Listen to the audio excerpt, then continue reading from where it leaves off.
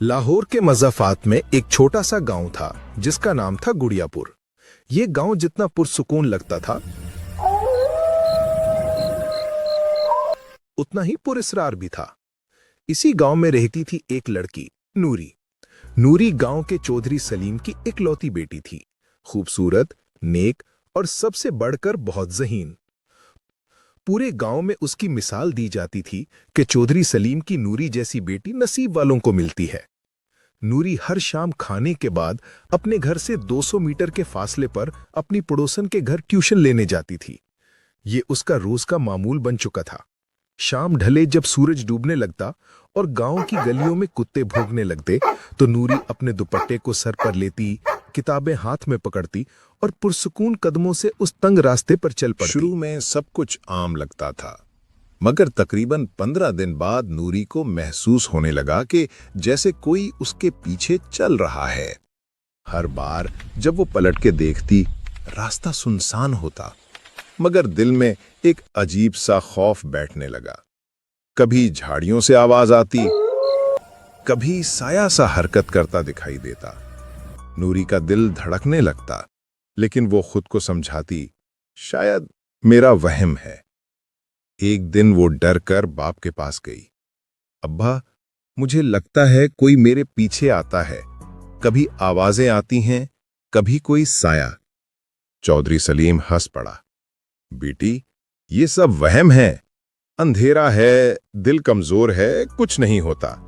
बस अल्लाह का नाम लेकर जाया कर। नूरी चुप हो गई, मगर दिल का डर कम ना हुआ। चंद दिन बाद जब वो वापस आ रही थी, उसने रास्ते में एक खूबसूरत नौजवान को खड़े देखा। गोरा चिट्टा चेहरा, चमकती आंखें और मुस्कुराता हुआ चेहरा। लड़का नरमी से बोला, अस्सलामु अलैकुम नूरी। नूरी चौंक गई, मगर उसने भी आहिस्ता से जवाब दिया, वालेकुम अस्सलाम। फिर दोनों थोड़ी देर बातें करते रहे। नूरी के लिए वो अनजाना लड़का किसी कहानी का शहजादा लग रहा था। अब ये मामूल बन गया। वो लड़का रोज उसी रास्ते पर खड़ा होता और नूरी रोज उससे बात करती। दोनों की बातें सलाम से शुरू होती और हंसी पर खत्म। नूरी के चेहरे पर पहली बार जिंदगी की चमक आई। उसे लगा जैसे वो भी किसी मोहब्बत की कहानी का हिस्सा बन चुकी है। लेकिन वो नहीं जानती थी कि जिससे वो रोज बात करती है, वो इंसान नहीं, एक जिन था। वो जिन नूरी पर पहली नजर में ही आशिक हो गया था।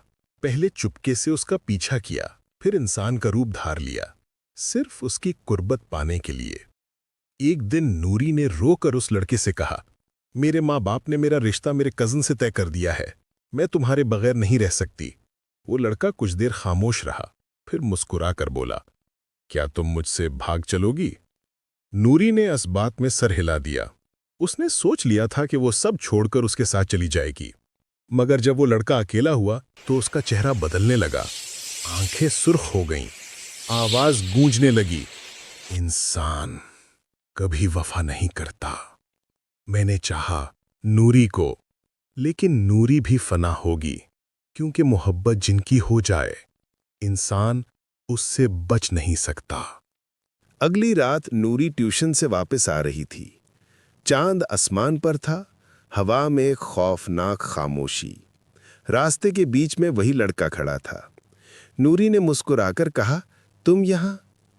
लड़के ने आहिस्ता से कहा, मैं वही हूँ जिससे तुम मोहब्बत करती हो, लेकिन नूरी, मैं इंसान नहीं हूँ। नूरी के कदम रुक गए। लड़के की आवाज बदल गई, मैं वही खूबसूरत लड़का हूँ, मगर हकीकत में एक जिन हूँ, और अगर तू मेरी नहीं हो सकती तो किसी और की भी नहीं होगी। ये कहकर उसकी आंखों से शोले निकले। नूरी के इर्द गिर्द धुआं फैल गया और अगले ही लम्हे एक चीख पूरे गांव में गूंज उठी।